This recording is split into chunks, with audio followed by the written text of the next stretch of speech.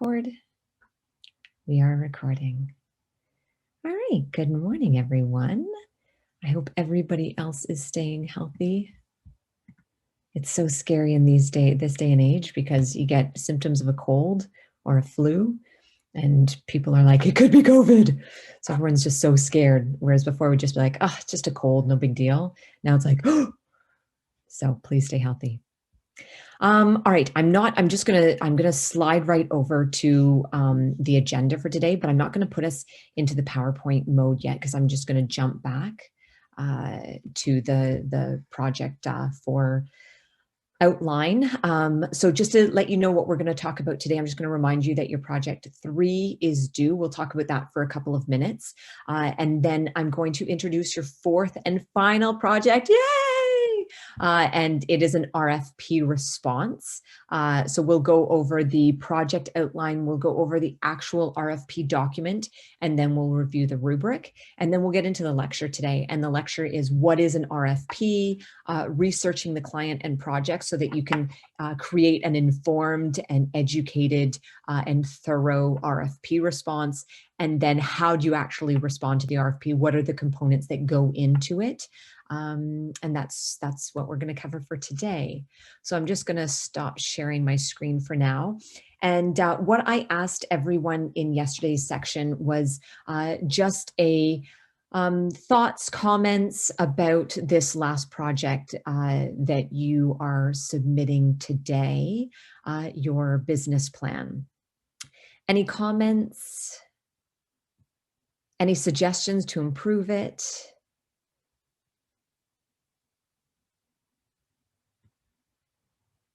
I had the comments that came back yesterday were, it was a lot of work. They found the financial section to be the hardest to put together just because there were so many unknowns. But I know that I knew that would be an issue. When I'm marking, I'm not going to be critiquing your exact figures because obviously when you go to do this, you will have exact accurate figures. I'm just looking for a rough general understanding that you understand what goes into financial needs for starting up a business. So that's sort of what I'm looking for. What else did they say? They said that it was time consuming, but they found that it was useful to create, and they feel that if they are going to start a business now, they know roughly where to start and what things to consider. It was kind of hard not to be a downer. Yes. Jessica's in the waiting room. I don't see anybody in the waiting room. Tiffany, if you could tell Jessica, I don't see her name anywhere. There's Aldo. Hello. The competition section seemed pretty long. Okay, I can take a look at that. Competition section. Maybe I shorten that or I become more detailed in my explanation. So Tiffany is in the waiting room. So I can take a look at that. For PP2, project 3. A group of 2 made it easier. So in the past, they were groups of 5, which I thought was just too hard. The more people you get in a group, the harder it is to coordinate everybody, and the less everybody has to do to contribute. So I wanted group projects are they have pros and cons. And the one problem with group projects is that sometimes if you divvy up the work amidst, let's say, 5 people, one person only takes an aspect of that project to complete, and they don't have a broad understanding of everything that goes into it. So I tend to like smaller groups just so that everybody has a better understanding. You do more in the project versus doing less if it's a larger group. But yes, certainly if you're, I mean, it depends. If you're in a group of 2 or group of 3, it cuts down on the workload, but coordinating it, and sometimes there are group politics and group drama and group issues that come up. So sometimes students prefer working alone. So yeah, there are pros and cons to both, that's for sure. Any other last comments before we jump into the last project?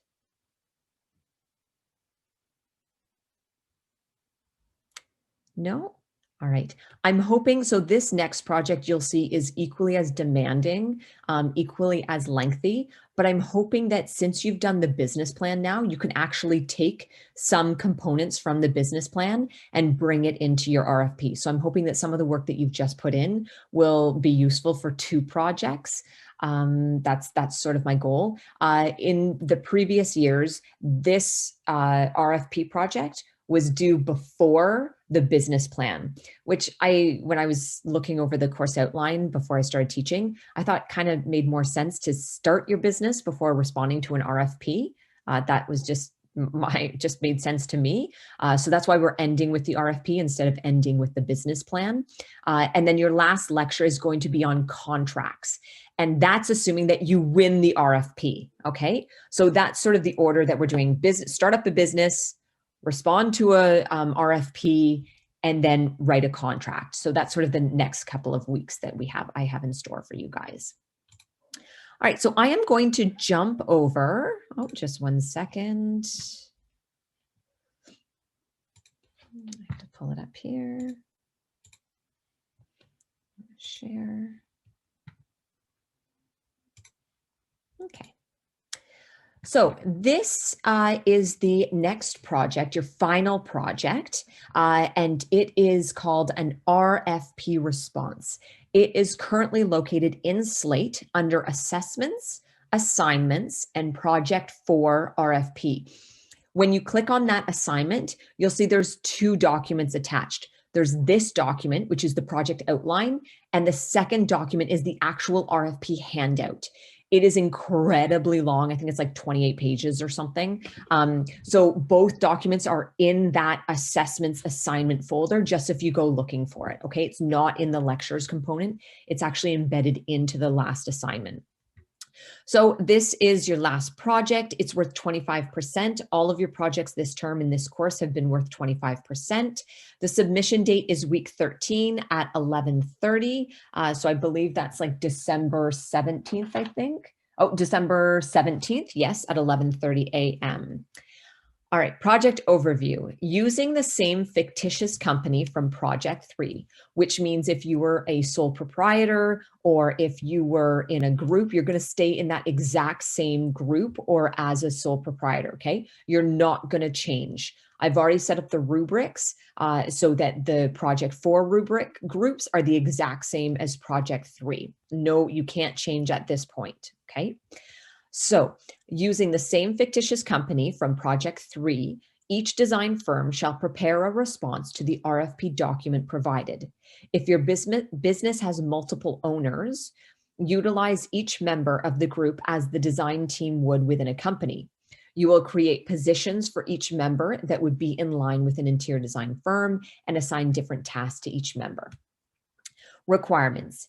Each business is required to respond to the RFP posted on Slate. Review the document in detail as there is a tremendous amount of information provided. I'm going to go over that with you right after we go over this project outline. And then in the lecture, I've also taken screenshots of certain components of the RFP, but you definitely will need, everybody will need to go through that entire document in order for you to complete the project. So make sure you go through it with a fine-tooth comb, highlight things that you think are of noteworthy or make notes in a notebook, etc. Good. The statement of work. So you'll see that there's a statement of work near the end of the document. The statement of work describes what is being asked of you. It dictates the level of work that will be needed in order to complete the project, which will guide your fee selection. So you'll see one of the first things that I ask you to do is talk about fees, but you won't actually be able to complete that until you review the last part of the RFP, which is the statement of work. And again, I'll explain all of this in a lot more detail. The forms provided shall be completed and included in your submission. I'll show you exactly what forms you're going to copy and paste from the RFP document into your project. The submission should also be considered a visual promotional document that markets your abilities. One of the things that Cassidy had mentioned in yesterday's class when talking about the business plan was she was like, Miranda, it took longer to format and then lay everything out and set up the graphics. And I'm like, that's awesome. That means you're a designer. You're thinking of the layout and how this document portrays you as a design firm. So that business plan would be sent to not only banks, but potential investors.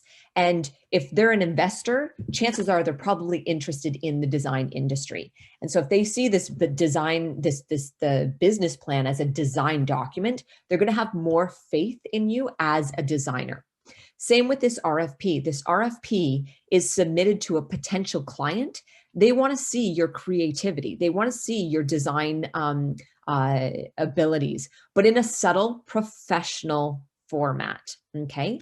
So this is an opportunity to really showcase how beautiful you can put together a document. I just started marking one submission from yesterday, and just looking at the format, I'm like, wow, this is gorgeous.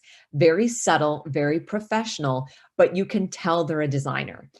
As designers, like, we should be designing everything. Like, you should see, I'm a super crazy nerd, but I design my grocery list. Like, it's kind of ridiculous. And my to-do list, like, they all look so neat and nice, and everything is aligned. And anyhow, but we're designers. That's what makes us tick. That's what makes us stand apart from everyone else.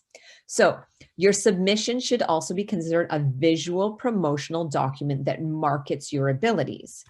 Create a professional document that includes the following sections and subsections.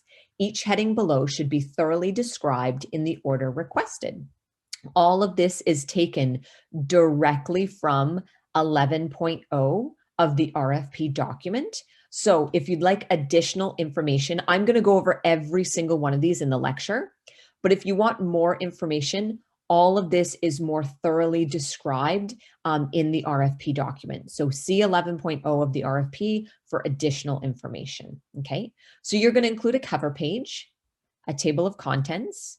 Part 1 and part 2, these are directly copied from the RFP document, okay? Both of these are standard forms that you just fill in, okay? So that's easy. Form of offer, fixed fee price schedules. Next one is part 3, the bidder qualifications. That's you. What are your qualifications?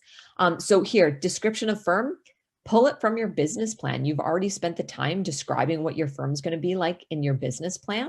So just pull it over and drop it in here, okay? The only thing that I want to warn you is that the tenses will be different. The tense that you hopefully applied for your business plan, was like in future tense, like because you hadn't created your business, you were planning on starting your business. So the tense was most likely, the company will offer services such as blah, blah, blah, blah. This tense for this will be, the company offers X, Y, and Z, because you're assuming for this project that you have already been in business for at least 5 years.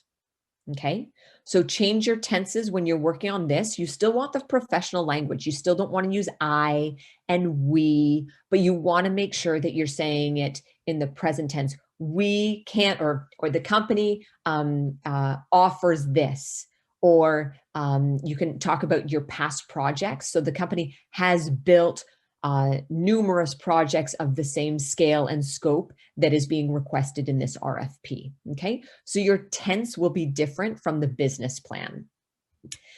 So description of firm, you're going to include curriculum vitae, which are essentially glorified, more detailed resumes, and your expertise, and then you're going to explain your team organization. We'll go over this in more detail. For those of you that are sole proprietors, we'll talk about this in more detail in the lecture. Project 4, your project team experience. Part 5, the response to the statement of work, the statement of understanding, methodology, project schedule. This as well has already been documented in the RFP. You're just going to add more specific dates to it. That's it, but the schedule has pretty much been made for you. And then part 6, references. So that's what you're putting together for your RFP response. Your submission, please ensure grammar, spelling, and sentence structure are correct and professional. Please have someone edit the entire document prior to submission. Submit the document as one PDF with the following file name, PP2 project 4 - your company name. You are going to be pulling in documents from the RFP into your RFP response. So make sure you submit only one file. You're not going to send like one file and then all the extra forms as separate files. Make sure you compile it into one document. Submit the digital file in Slate under Assessments, Assignments, Project 4. And then if you are submitting as a group, only one group member needs to submit the project. But as I mentioned for Project 3, if you've got people in both sections, at least one member needs to drop the project in both the drop boxes for each section, just so that it links to a rubric, so I can give grades to both groups. The one group, but both people in that one group. Evaluation. Refer to the associated rubric posted on Slate. I will show you that after we go over the RFP document. And just a reminder that there are no late projects accepted in that last week. Our grades this year are due on the Monday at 5. So all of my projects are due this final week. If everyone handed it in late, I wouldn't have enough time to get everything marked by the Monday right after this is due. So it doesn't give us a whole heck of a lot of time. So that's why our BID submission policy says no late submissions are due in the final 2 weeks of the term. Okay. Are there any general questions about this project before I jump over to the RFP document?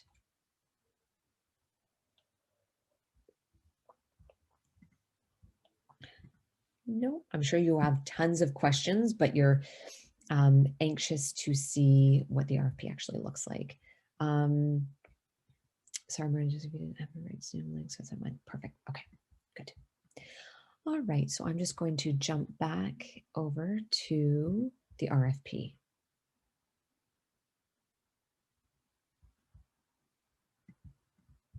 There we go. Okay.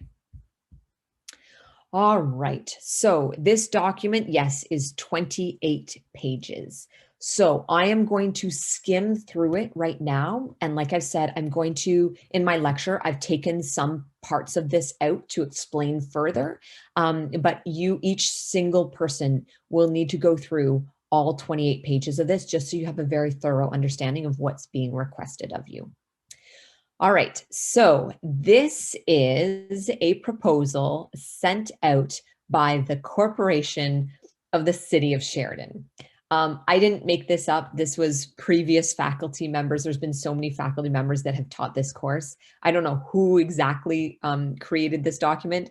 It kind of doesn't really make sense. Like the City of Sheridan, the city is a municipality, which is governmental, as a public sector, versus corporations are typically private sector. So I don't really know if this is private or public, but anyhow, this is what we're working with, okay? So your client, your potential client, is the Corporation of the City of Sheridan, okay? And it's the Facility Management Department that is initiating this RFP. So RFP, request for proposal, and here's the procurement number. Procurement number is just like it's like a project number, so that if you were to ask questions about this specific RFP, you can actually use a procurement number to refer to this document. Okay, so you're going to include this procurement number on the title sheet, on the cover sheet, but I will explain that in the PowerPoint. So it is for interior design services for multiple projects throughout the city of Sheridan, design and construction contract admin. Your closing date will be Thursday, December 17th, 2020. You will only have this date. I put both dates in just because Wednesday's section, they're obviously going to hand it in on the Wednesday. You guys are going to hand it in on the Thursday. And the closing time is 11:30 a.m. So it's really important that you note that late bids will not be accepted in most, if not all formal RFPs. Deadlines are very strict. Same with the tendering process. When you're tendering a project for construction, if you have a deadline time, it is incredibly strict and always enforced. This is why our program Way back when I started teaching 15 years ago, we had a very strict submission policy. I think I've probably already told most of you guys this story, but those of you that I haven't had before, I'll just reiterate it. In our diploma program way back when, we used to have submit it at the hour or else it was a 0. And we did that because we were trying to train all of you for the industry. And our industry is very strict on deadlines. Like here, they won't even, if you're late, your project won't even be considered. Same with a tender. If someone submits a tender late, it'll be thrown out. It'll be rejected. All that work for nothing. So we were trying to train our students for the real world, for our profession. But Sheridan, of course, slapped our hands and we're like, you can't do that. This is an academic setting. So we changed our policy. We were forced to change our policy to be a little bit lighter. And so now we've got the grace period of hand something in within the first 15 minutes. And then you can submit something within the first week with a penalty of 15%. So that's far lighter than it used to be. So you can imagine the mad dashes to the classroom right before the hour that the project was due, because nobody wanted to be late. So anyhow, I just wanted to reiterate how important deadlines are in our profession, okay? All right, here's the table of contents. This is what's Miranda. Yes. Sorry, can I just ask a quick question about the cover page that you just showed us? Of course. So is that exactly what we are to include? No, nope. Just So like the information that's on it? So you'll see that in the lecture, I'll go through exactly what I want on the cover page. Oh, okay. Sorry. So, thank you. No, that's okay. So this document, guys, this is the RFP. This is what the clients have sent out to you. Okay. Okay. So even like your table of contents is going to look different than this. Okay. Okay. Thanks. You're welcome. The project brief is not located under assessments. So Celine, if you go into assessments, assignment 4, project 4, if you click on project 4, there should be 2 documents in that project 4. If you could just check and then just let me know again in the chat, that would be great. So here's the table of contents for this document. Again, yours will be different. Yours will look, your table of contents will look like our project brief with all the different parts on it. Okay. This is typically things that would be included in an RFP, but these are not included in this document. Okay. So I just put it in a different color here. All right. So here is the form of offer. This is your first part. So these next 4 pages, this one, this one, this one, and this one, you're going to copy from this document and put into your RFP, okay? Because you need to fill out all of this information. You're obviously going to take out the Wednesday. You're just going to leave it at Thursday, and then all of this will fit into that window, okay? Now, this here is what your final, and there's no document. Okay. Give me 1 minute. I'm just going to go over this RFP, or would you rather me post it right now so you can go over it with me? I can do it. It'll take 1 second.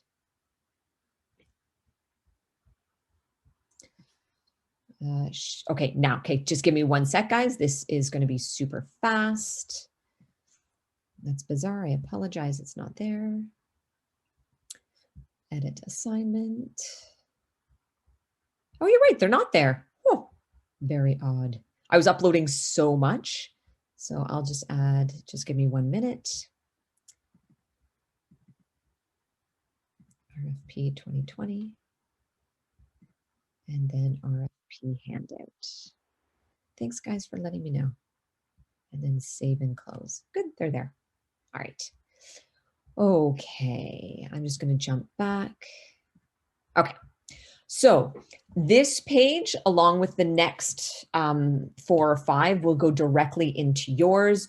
You will correct the date time here. This is your final amount. This is how much you're going to tell the corporation of the city of Sheridan how much your project will cost them, okay? You will see they have a budget of $6 million. So your cost here is going to be pretty darn close to $6 million, okay? Now you're going to enter in all of this info. So you can't actually fill this out until you've done all your fees. You can't do your fees until you review the statement of work. Okay. So again, we'll talk about that through the lecture, but you can certainly fill all of this out. Now, full legal name of the bidder, that's going to be your company name.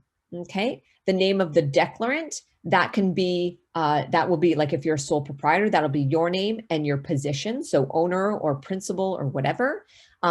In terms of if you've got group members, if you'd like to put all the group members' names in here, or if you just want to put one as speaking on behalf of the company, that is fine as well. Okay. Address, this would be your company's address.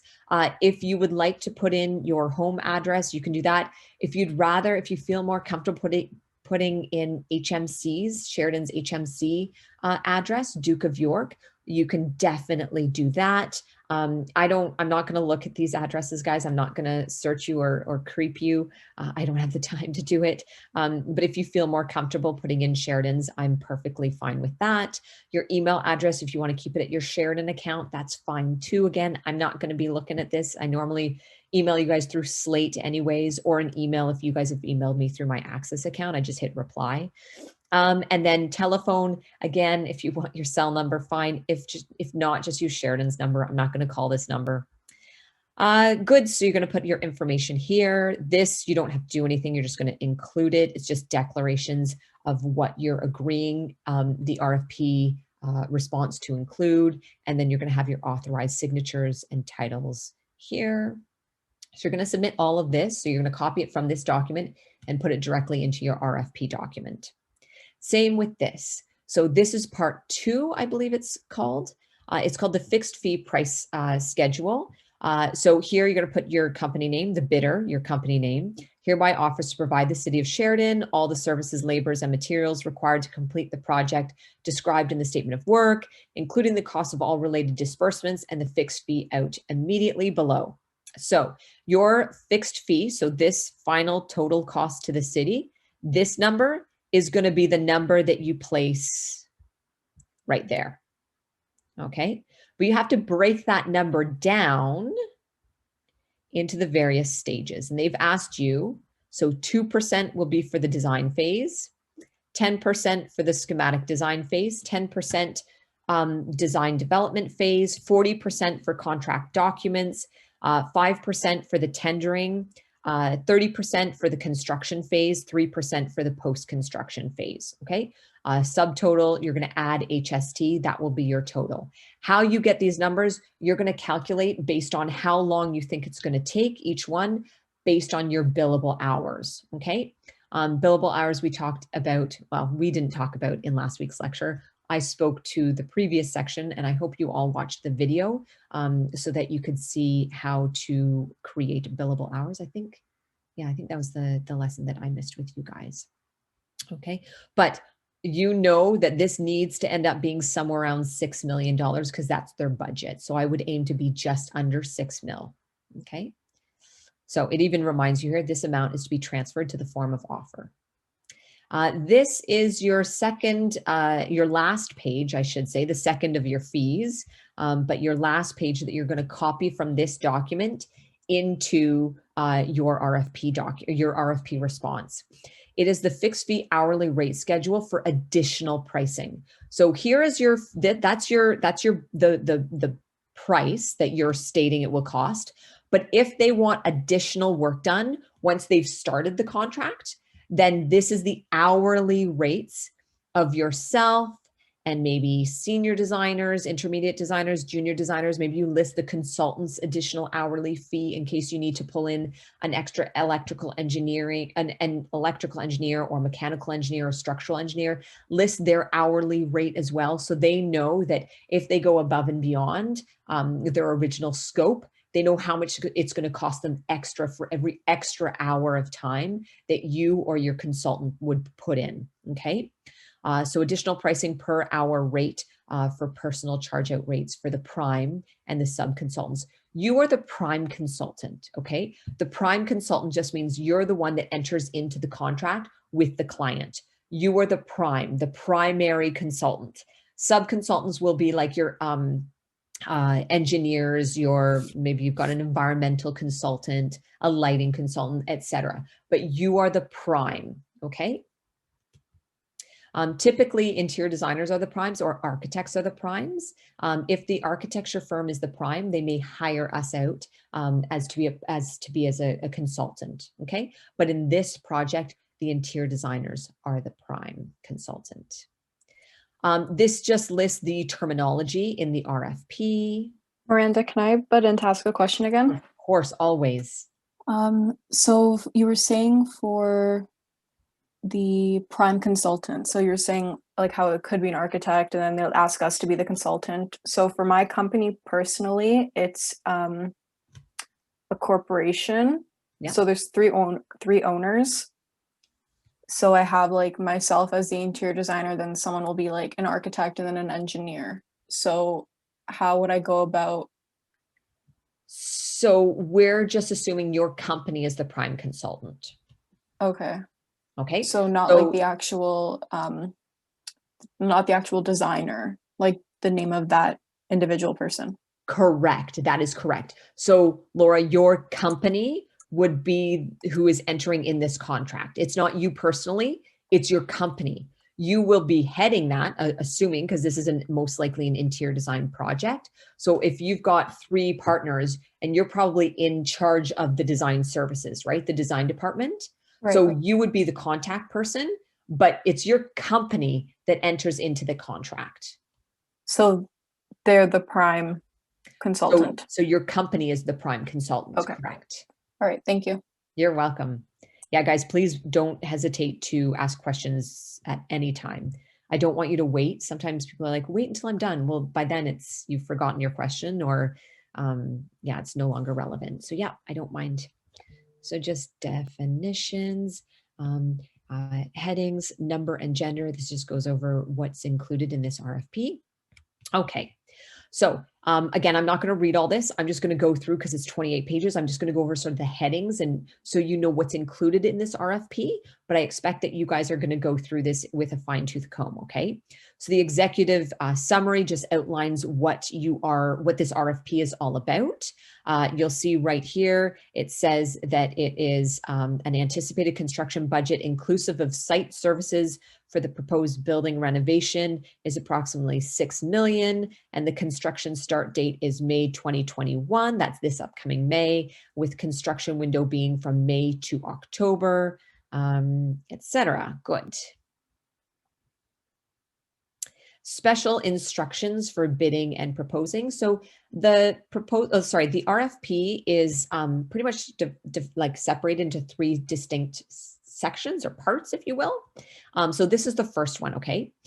So it's the special instructions for bidding and proposing. It just talks about the RFP document, the primary consultant, which is you, client and interior designer agreement, that's the contract. We're going to talk our next lecture, which is going to be in 2 weeks. I'll talk about that in a minute. So in 2 weeks, we're going to do a whole lecture on contracts, which is the agreement part. Independent specialty consultants, here it will say that you may want to consider some specialty consultants.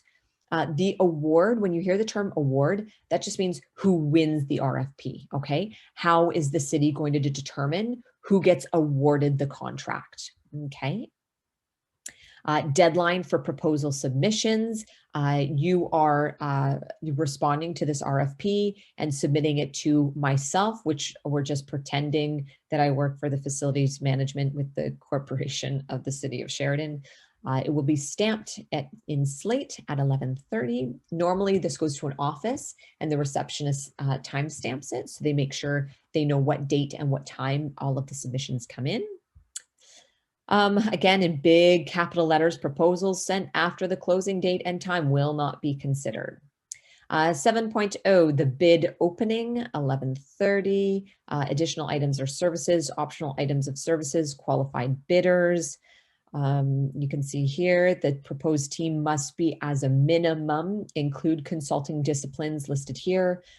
So minimum, you need to be an interior designer, including interior design / space planning team members, and have knowledge about interior signage and wayfinding services, which you all do or you all will upon graduation. Good, good, good, good. The proposal response format. Now, this is what we have to pay attention to. I'm not going to go over this right now because I copied this and put it in our lecture. So literally, this is in my lecture. We'll talk about it when we go through the lecture, okay? And then down below here, this is exactly what you're going to be submitting in your RFP. So part 1, the form of offer, which you just copy from this document. Part 2, fixed fee price schedule, which you copy from this document. And again, here's more information. If I haven't given you enough information in the lecture or in like in the PowerPoint lecture or in me talking in this lecture, always just refer back here, or you can always email me. So the price, part 2 is fixed fee price schedule. Again, this is just copied from the RFP document, put into your response. Part 3, bidder qualifications. So here you'll see description of firm, CV and expertise, team organization. We'll go over this in the lecture. Part 4, project team experience, your project experience. We're going to talk about that in the lecture. Part 5, response to the statement of work. We're going to talk about this in the lecture. You're going to do a statement of understanding of what the requirements of the project are, your methodology, the project schedule. The project schedule is actually in here. So you're just going to copy it over into your document and you're going to add more specific dates because I've just included months in here. You're going to actually specify dates. Okay. Part 6, references. Here it says a minimum of 3 references. But you'll see in the lecture, I'm just saying, just stick to 3. You don't need a minimum of 3, just include 3. We'll talk about that in more detail. Evaluation. So how are you being evaluated? Again, this isn't how you're being evaluated for the project. The rubric is how you're being evaluated for the project. This is just standard. We're trying to get you used to what you would see in a normal RFP. So this is what you would see in a normal RFP is how you're being evaluated. Okay, so this is for a normal RFP in professional practice, not for this project. If you want to know how you're being evaluated for this project, please review the rubric. We'll do that in a minute. Here's the criteria. Procurement timeline. Contacts for inquiries, again, to be addressed to myself. All right, so this is the second section of the document, okay? And then the third one is the statement of work. So the third one's the one you're gonna wanna get up close and personal with. So this is the second section and it's special terms and conditions of the contract. Again, I'm just gonna read the headings. The city contract manager, qualifications of assigned personnel, personnel changes and turnover, quality assurance, compliance with codes and safety guidelines, insurance, invoice detail, changes to contracts. So all of this is just about your contract if you were to be awarded the project. Fee and price schedules, and I think that's it. Now this last section, this is the statement of work. This is what they're asking you to provide pricing on. So they're going to give you a background. They're going to give you the project schedule. So you're asked to include a project schedule in your RFP response. You're going to copy this over, but you're going to just include dates, okay? And you don't have to say request for proposal to hire prime. You don't need to include that. You just start from the contract commences, okay? So here I just written in a month and a year. You're going to put in date, like the pre-design is going to be at January 5th. Schematic design is going to start on February 1st. Design development, et cetera, okay? You'll see the total completion and open to the public is scheduled for October 1st, 2021. Project organization, there's a core team, steering committee, scope of consulting responsibilities and deliverables, pre-design phase, schematic design phase. It tells you exactly what is needed for each phase, design development, construction documents, contract admin, construction phase, and then post-construction phase, and that's it. It's a long document, okay? So please, everyone, review it, even if you're in group Every single group member should be reviewing all of this so that you can respond to it accurately. Okay. Are there any questions? I know I've just flown through that, but it's 28 pages. I can't spend, I don't want to spend any more detail on that. I'll go through in the PowerPoint, the most important parts. I feel the most important parts. But are there any other general questions before I go on to the rubric? Miranda? Yeah. So at the end, the last part where, for example, like contract administration on the last page, it has all of this information. Do we refer that, or do we refer like the lecture as to what we have to write? So you're going to refer to both. You're going to refer to both.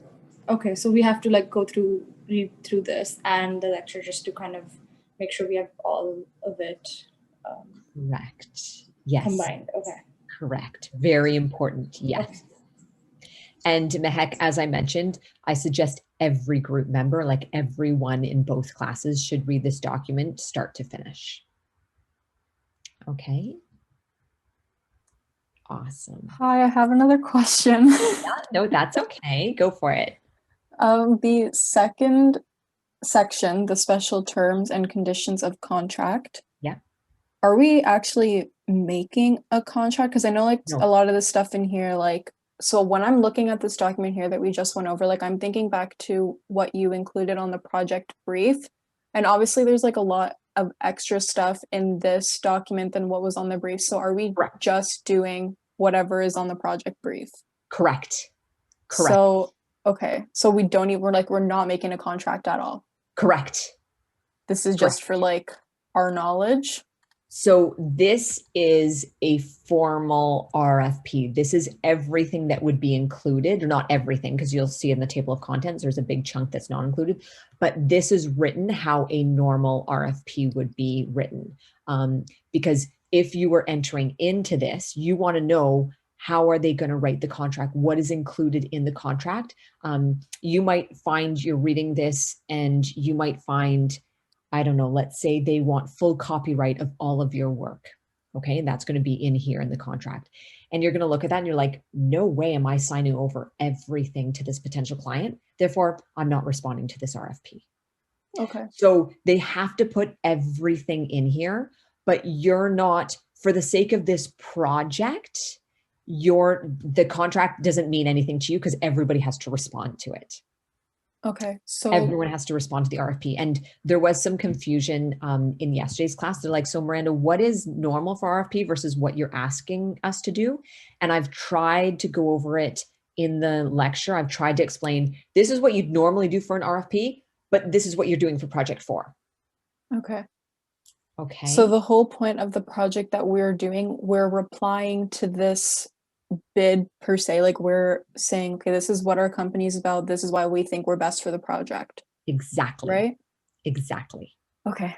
Thank you. Exactly. You're welcome. So if you were to be awarded the contract, then like you guys, the client and yourselves would be negotiating contract based on these special terms and conditions, because you filled out this RFP response based on knowing that these were the terms and conditions of the contract that is going to be awarded. Okay. And but for the project, I'm not awarding a winner, right? Okay. Sorry, just one last thing. So for all of the sections in this handout that are not to be like included in our project, like all those extra little things, do we still like copy and paste them so it looks like a full document, if that makes sense? No. So you're only responding to those, was it 6 parts? Let me go over it, go back. You're only responding with this to this. Okay. Yeah, that's it. But you'll see, like part 5 especially, you can't respond to any of part 5 without reviewing the entire document.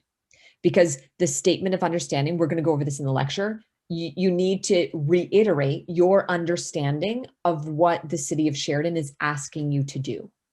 Okay. So you can't know that without going through that whole RFP document. Okay, thank you. So you guys are only creating a response that includes these 6 parts. That's it. So yes, there's a lot of additional information in that RFP that you should read and know about, but some of it, like the contract writing, might not be necessary. Like you don't need to know it in order to complete this, but it's good to know. Like it's good to know. Does that make sense? Awesome. All right, good, good, good. I'm going to do a new share and we're going to go over to Rubrics. So I have posted the project for Rubric. And I'm going to go to student mode, view as student, Rubrics. Okay, just one second. The class yesterday told me you can't see when I double clicked on it. New share, share. Okay, now you guys can see it.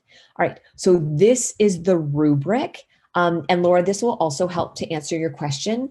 Whenever you want to know exactly what's being marked or evaluated, just go to the rubric, because the rubric stipulates exactly what you're being marked on and what needs to be included. So if there's ever any confusion as to what I want seen in this RFP submission, just go to the rubric and be like, oh, okay, this is what she wants to see in part 3. Oh, this is what she wants to see in part 4. Okay. So language, there are 3 potential marks for grammar and proper grammar and spelling. Is everything clear and descriptive and using professional language? 1 point for the cover page, is the following information included? Table of contents, is the following information included? And then part 1 is the form of offer. Is the bid approximately 6 mil? I would suggest going just under. You don't want to be going over. If the budget is 6 million, they only have 6 million to spend. Declarations are included and your authorized signature. All those are just 1 point. Part 2 is the fixed fee price schedules and the additional hourly rate, 3 marks. Part 3, bidder qualifications, description of firm, CV expertise, team organization, 5 marks. 3 marks for project team experience. It says 3 to 4 relevant project. We changed this yesterday to just 3. So just disregard 3 to 4. I can update that later. Content, part 5, which is the response to the statement of work. This is a little bit more work to fill out. So it's worth 5 marks. And then part 6, the final, again, this says minimum of 3. I'll change that. We decided that it's just going to be 3 references yesterday. Good. And that's 3 marks. Okay. So that's what your RFP response will be marked out of, for a total of 25 marks. Any questions on the rubric? No. I'm sure you guys will have a lot more questions once you actually start working on the project, which is understandable. Okay, so I'm just going to enlarge my screen here. Just give me a sec. All right, so we have just gone over project 4, the RFP response. Now let's jump into our lecture if there's no other questions. But as I mentioned, if you do have questions, please don't hesitate to just interrupt me. I just lost my chat window. Just give me a second. Okay, I can't pull up my chat. If somebody writes something in the chat, hopefully it'll bling. Okay. So an RFP, what is an RFP? So an RFP is short form for request for proposal. It is a form of competition in the design and architecture industry. Now, I have to also mention that RFPs are done in many, many industries. My husband is in IT, as most of you know, and when he worked for IBM, he spent like months and months working on certain RFPs. He spent between 3 and 4 months working on one RFP that was worth $300 million. So RFPs are done in most industries. They're very common in our industry as well, in the design and architecture industry. Laura, what does check 1, 2 mean?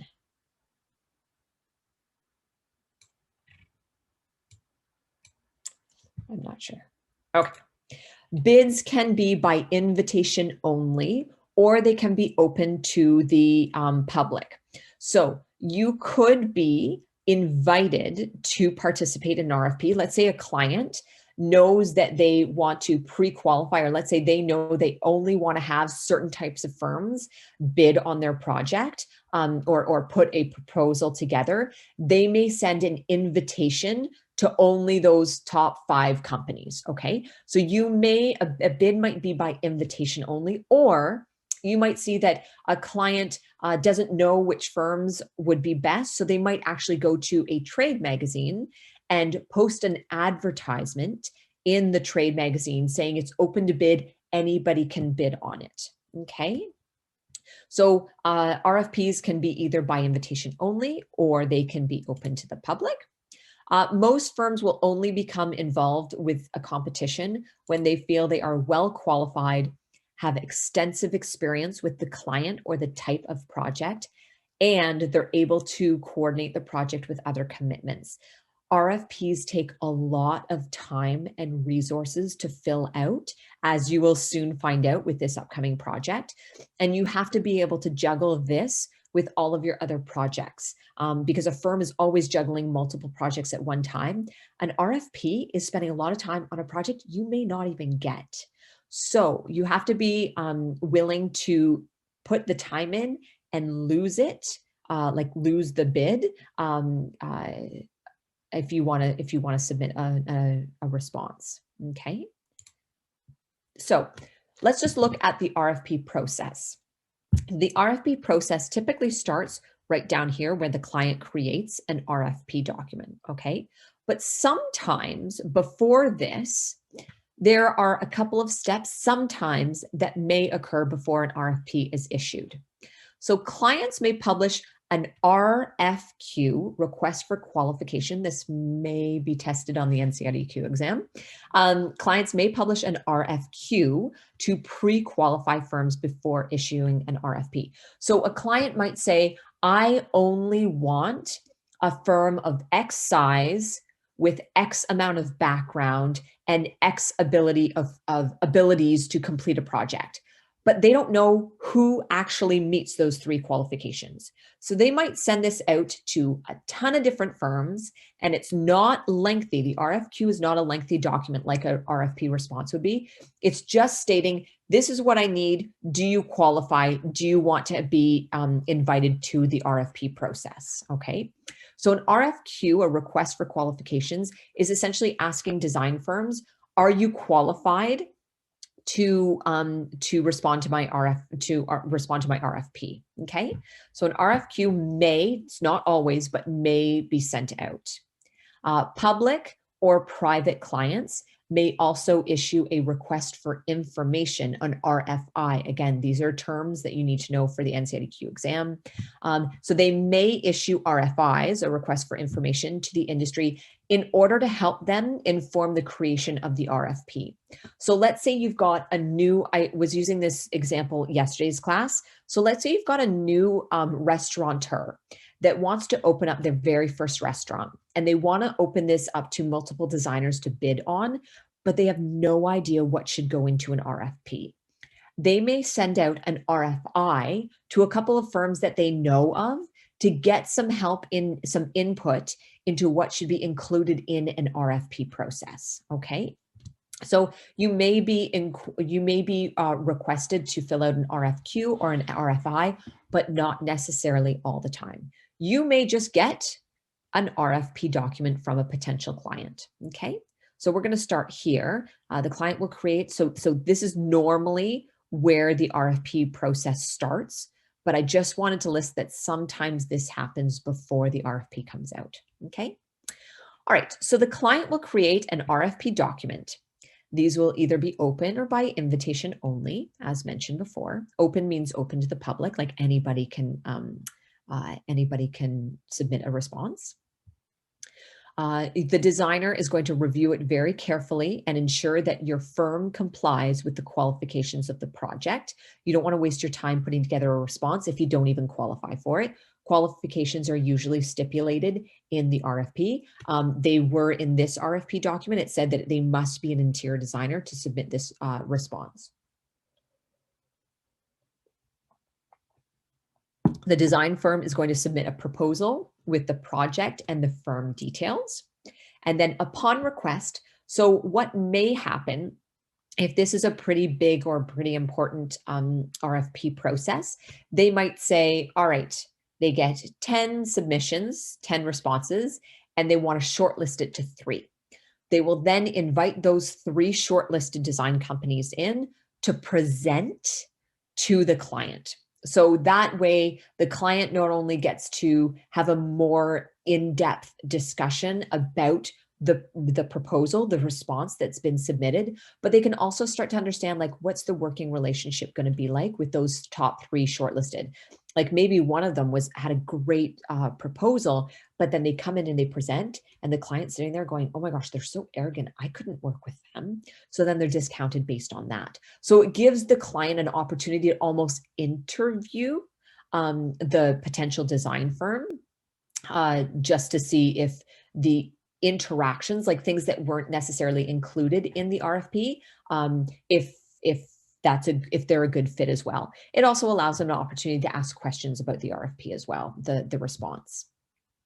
And then after that, if there is a presentation, sometimes there's not a presentation, sometimes directly from the RFP responses, one is selected and a contract is awarded, okay?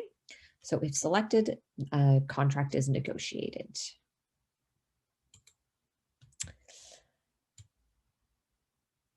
All right. Thanks, Laura. I just read your chat. You're just doing that so that the chat window popped up. So as I've mentioned earlier, it's a lot of time and resources devoted to responding to an RFP. I worked for an architecture, urban planning, and interior design company out in Vancouver, Casey and Kennedy, and then I worked for them in their Edmonton location as well. They have since expanded. They have a Toronto office, although now it's just called Casey and Architecture. Kennedy retired, so now it's just Casey and Architecture. But I worked for them, and they had a marketing department that was devoted purely on putting together RFP packages. That was their full-time job. Because they were such a large company, they had someone dedicated to just putting together RFPs, okay? So putting the package together is a lengthy process and will consume a considerable amount of time, considering you may not win the bid. However, the reward is very rewarding, for lack of a better term. Winning a competition is an excellent way to design a project and in turn gain new clients as a result of publicity that may occur. Like, let's say that you are a brand new company starting out and you don't have a large client base, or let's say you're working in a location that you don't have a strong understanding of who your potential clients could be. You could respond to an RFP, and if you get it, that's an awesome way to market your new business, right? Because as soon as you start working on that project, then the industry, everyone gets to know you, okay? So a lot of time is put in, but the reward can be great. All right, so when preparing a response for an RFP, the first thing you should do is research. Research. Research involves developing a deeper understanding of your topic or client and using this as a tool to approach a project with an educated foundation. Clients have a show me attitude towards their projects. Therefore, research is now more important than ever. The internet provides clients a tool to research you, and therefore you should also utilize the same tools to research them. You want to know everything there is to know about your potential future client and the project that they are proposing to work on. We received an RFP when I was working at Kasian, and it was for a stadium.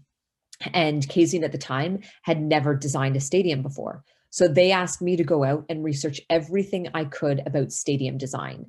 So stadiums that had been designed in the past, square footages, programs, budgets, how much time was allocated for this, which consultants were involved, et cetera, because they couldn't respond to the RFP without knowing exactly what was involved. Okay, so the very first step you do is you research the client and you research the project. Now, again, for project 4, the client is fictitious, so you don't need to research. Your research for this project is essentially reading through that RFP document. Okay. Research methodology is the present and the future of the interior design profession. I'm sure you know that from your research course that you've taken to help set up your thesis project. All right, so the first step you want to do is do the who, what, where, when, why, and how. Okay, who is your client? What are their general and specific needs? What is the location of their project? Sorry, where is the location of their project? When do they need the project completed by? That right there may be a determining factor whether or not you put together a response. You may look at the date. Again, this is in professional practice, not for this project, but in professional practice, you're going to be juggling a ton of different projects at various different design stages. You might have one that's in pre-design. You might have one that's in construction. You might have one that's in the contract document stage. So when you see the RFP document and you see their schedule, you may look at that schedule and say, I can't fit that project in, considering where all of our other projects are within the firm. Or you might say, I could do it, but I might need to hire a ton of extra people to help get this done. Okay, so when do they need the project completed by? Why do they need your services? Let me just move all my windows. And then how will you approach this project? So these are things you need to think about before putting your RFP response together. And then continuing your research, typically we look at evidence-based design. Evidence-based design is a term which I'm hoping you've all heard of, especially in your research course. It's essentially research that has been done on existing built environments. So you take a built environment, an environment that's already been built, and you analyze by interviews, surveys, et cetera, by end users, how effective has that environment been in meeting its requirements, okay? It's evidence-based research, factoring in both qualitative and quantitative facts. It's not based on theory. It's not theoretically, libraries are important communal spaces for the community to get together. Well, that's in theory, but are they? There are case studies out there that actually go and they interview end users. They look at numbers of the community they're actually using the library, what demographics are coming, what radius around the area, the geographics are. So evidence-based design takes real projects and analyzes and researches how those real projects actually function and if they're successful. That's basically the summation of evidence-based design. Okay, so if possible, you're going to use evidence-based design when you're researching projects. Research the sector that the client is in and the trends that are developing. Ensure they get a design and not just a copy of something seen elsewhere. Research and creativity ensures that their solution is original to them. Research the specific client needs by interviewing the client and asking appropriate questions.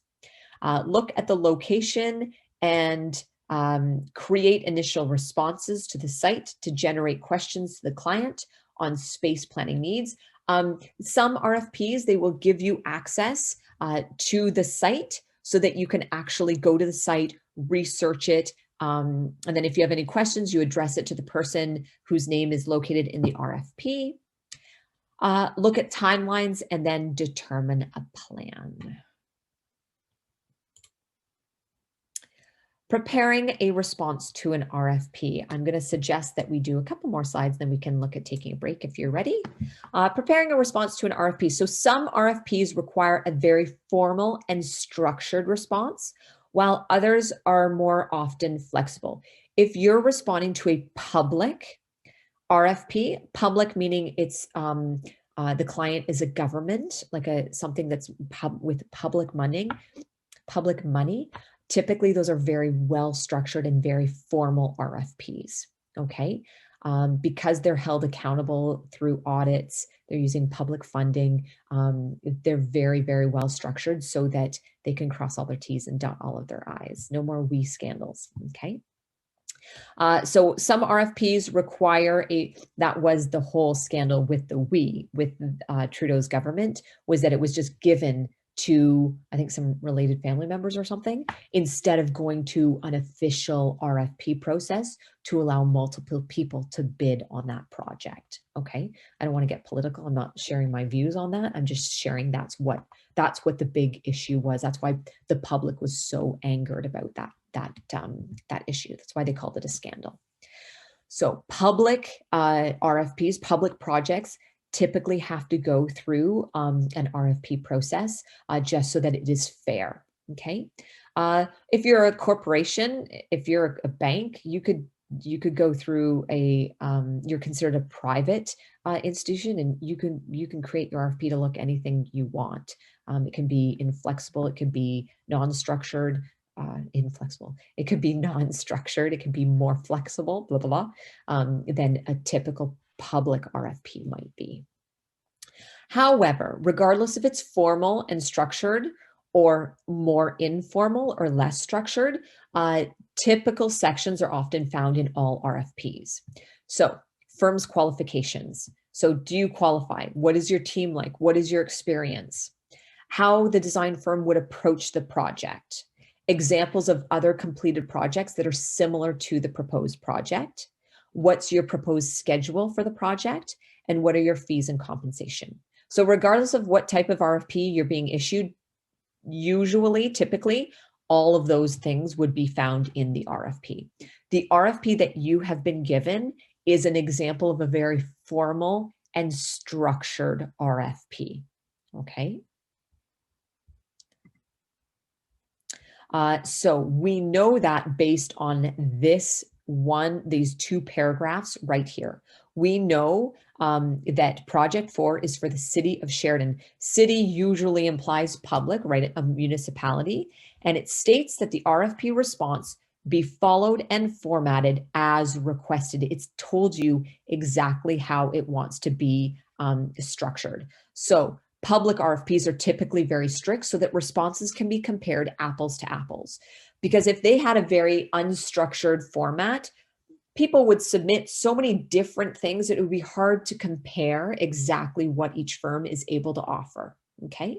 So that's why public RFPs are typically very structured, asking you to follow the exact same format so that you can compare exactly what each firm is willing to offer. So I'm just going to read this here. So this is taken directly from the RFP package, okay? 11.0 proposal response format.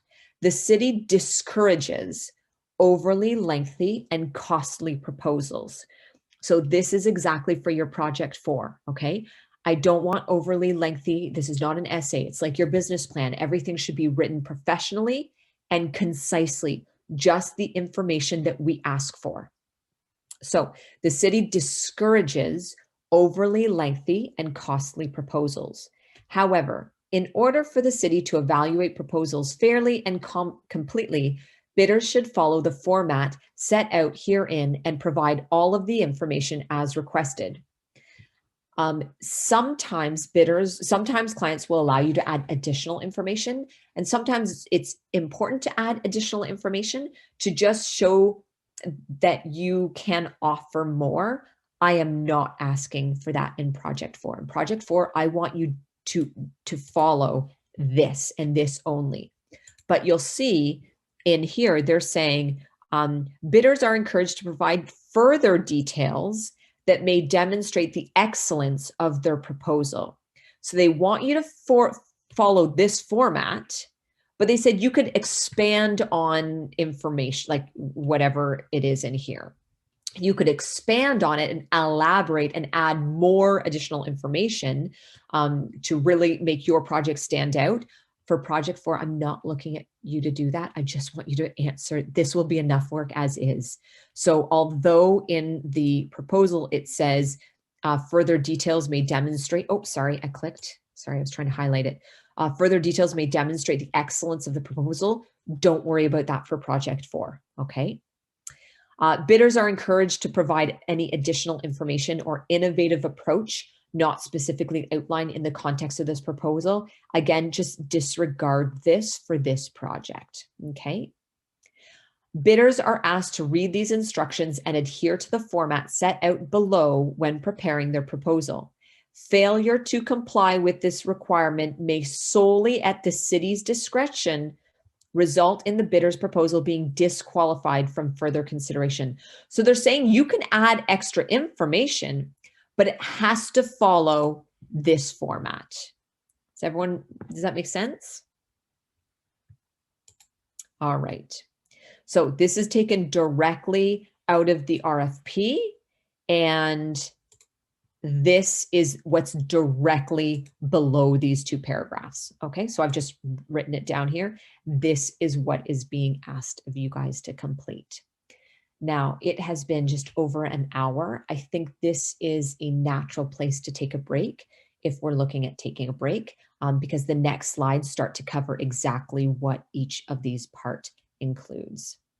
Okay, so it is 12:43. I'm going to suggest that we take a quick 10-minute break and then be back at 12.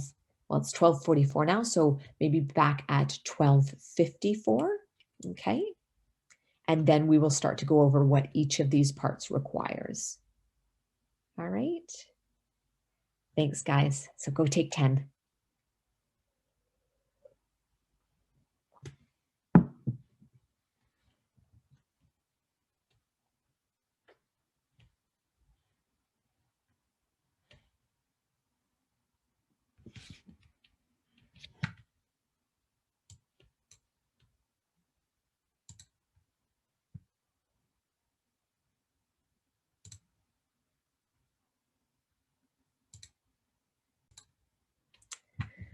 All right, do we have everybody back?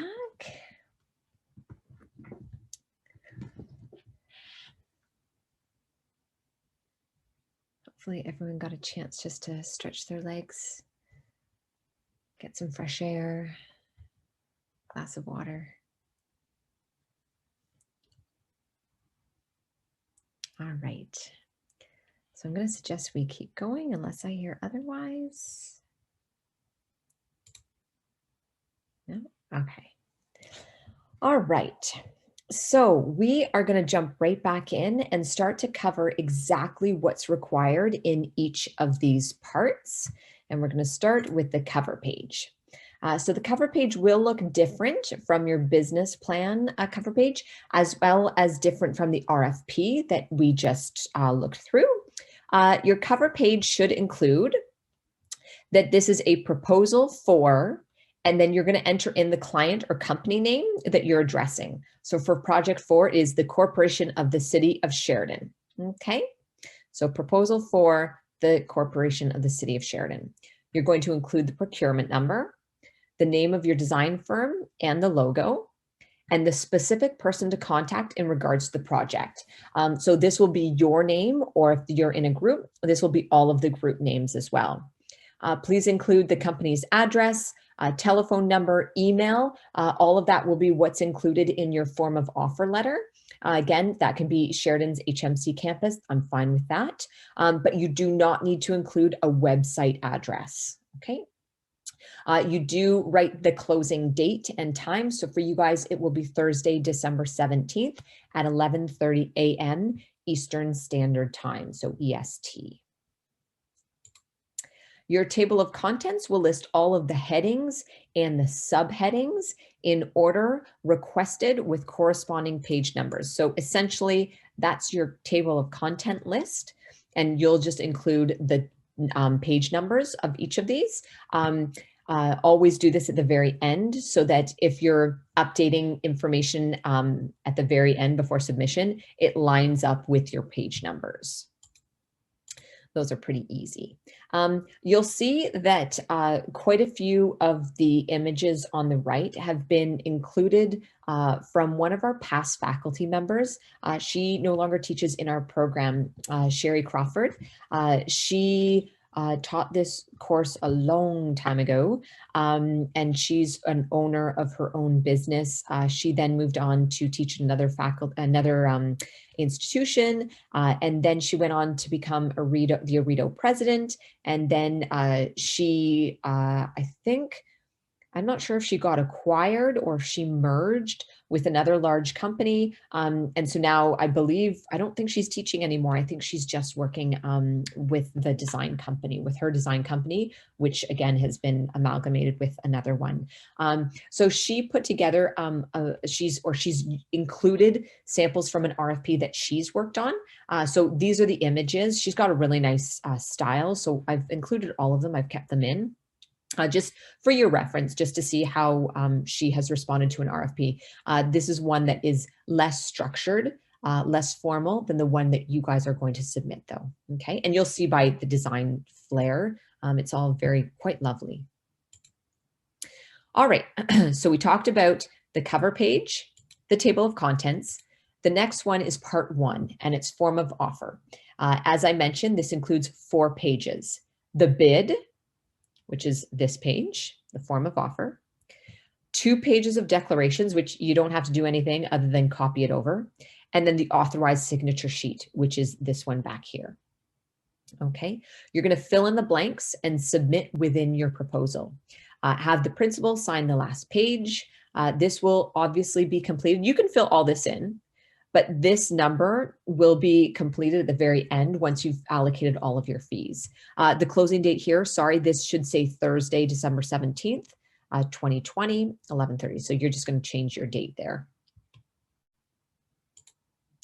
The second part is your fixed fee price schedule. And again, you're just going to take this directly from the RFP package, and you're going to fill in each of the different percentages and what your total cost will be, according to the RFP's statement of work. So remember, in that RFP document, the statement of work was at the very end. So you can't fill this out without knowing your statement of work thoroughly, okay? So according to the RFP's statement of work, provide a detailed fee proposal for the work requested.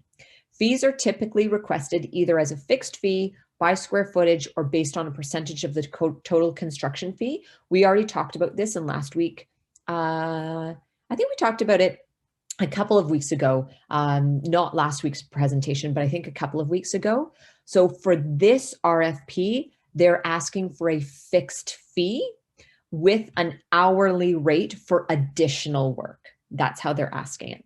Some companies, sorry, I'm going to talk about this a little later. I just jumped the gun. Anyhow, some will give you what their budget is, their approximate budget is, and others will not, okay? This example gives you that their budget is 6 mil. For project 4, place a fixed fee to each phase of the design project. Fill out this schedule and include in your proposal. Often firms are chosen because, oh, here we go. Often firms are chosen because they are the lowest bidder. The selection criteria is often indicated in the bidding documents. So if you go back to that RFP document, there was a section that was called criteria. You can see exactly how they're going to be evaluating all of the submittals, all of the responses that they receive. So in this case, it won't be based on the lowest bidder because they've given you a budget of 6 mil. So they're going to consider everything else as well. Obviously, as I've mentioned several times, this cannot be completed until a thorough understanding of the scope of work has been done. Yes. All right, so some RFPs include an approximate budget. Like I said, I just jumped the gun in explaining this on the previous slide, like Project 4 does, while other RFPs describe the project requirements without any indication of their budget. Those are much harder RFPs to submit. Without a budget, you have no idea if you're going to be low, if you're going to be competitive, or you're going to be high. You're always aiming to be competitive when you're filling out an RFP. You want to make sure you get the job. If you get the job because your fees are way, way, way too low and everybody else's numbers were up here, you've done something wrong, right? Or if you've priced the job, if you've responded to the RFP and your prices are so far out of line, too high, you won't even be considered. So you want to make sure that your prices are always competitive. You don't want to shortchange yourself. You don't want to shoot yourself in the foot by outpricing yourself. So that's why it's really important to know how much time it's going to take you to complete this project and how to bill at, to make sure that you're competitively priced. For this project, it's less important just because you know that you've got that bid, you've got that $6 million amount. It'll just make it easier for you guys to fill in, like in order for you to figure out all of your hours. If I hadn't given you a budget, this project would have been a lot harder, okay? Just like in the real world, it's much harder when there is no fixed budget, because it's, you want to win the bid, but you don't want, you don't want to be too low or too high. Throughout the RFP process, you may be able to ask the client questions and address the project budget. You may, if this was a private, not a public, but a private institution or client, you may be able to provide insight on whether or not the budget is practical for the project based on actual current construction values in the area. When you're dealing with a public RFP, which is handed out by a government, chances are they're really good on knowing what budgets are required for certain types of projects. But if you've got, let's say, like that example of the new restaurateur, you've got a new owner of a new restaurant, it's their very first restaurant, they've never built a restaurant, and they've set their budget at $50,000.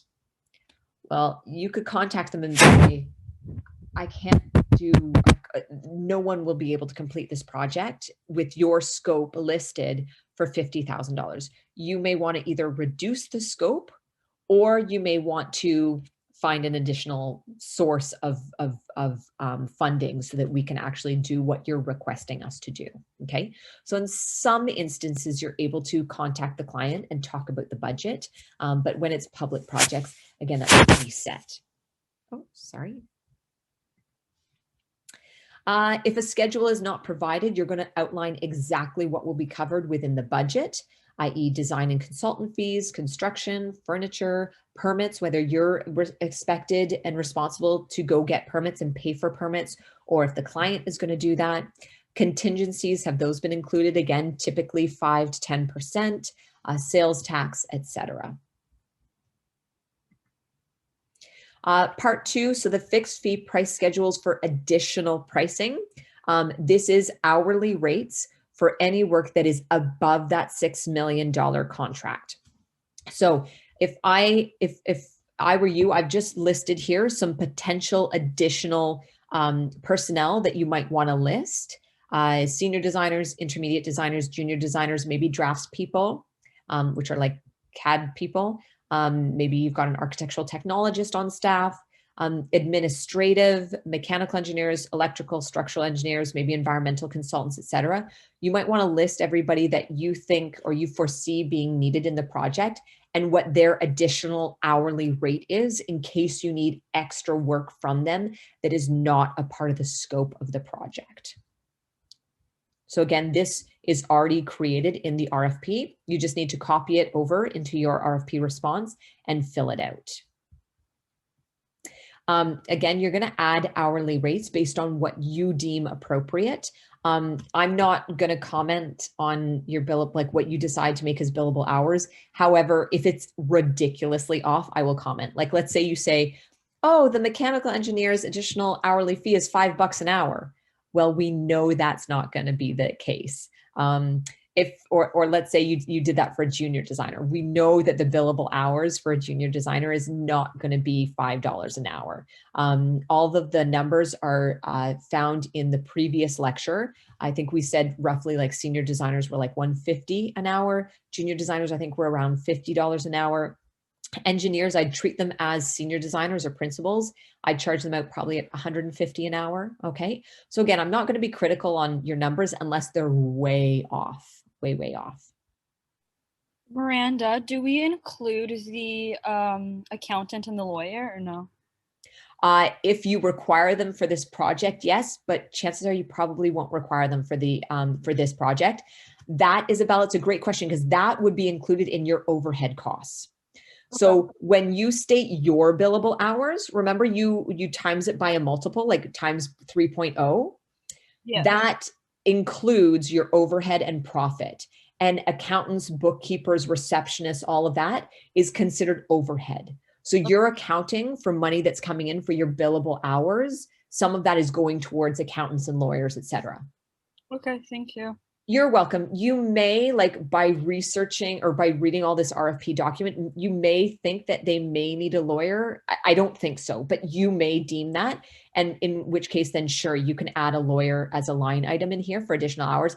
I don't think you will, but again, I'll leave that up to you. Okay, thank you. You're welcome.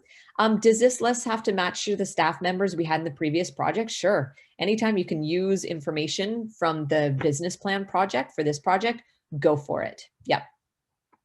Good question, Brian. I love when you guys are asking questions because it means you're actually there. Sometimes I feel like I'm just talking to a blank screen. So I love when you ask questions because I'm like, you're listening, you're actually there. Awesome. Okay.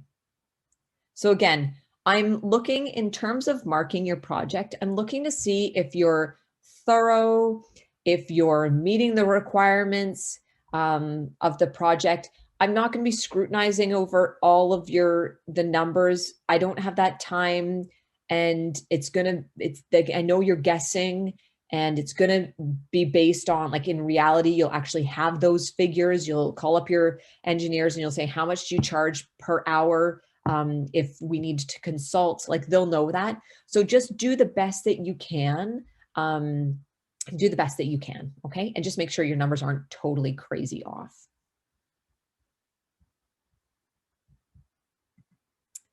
I'm not going to address this. I addressed this in last week's lecture. It was just an example how Sherry had put in various different ways of structuring her fees within the RFP.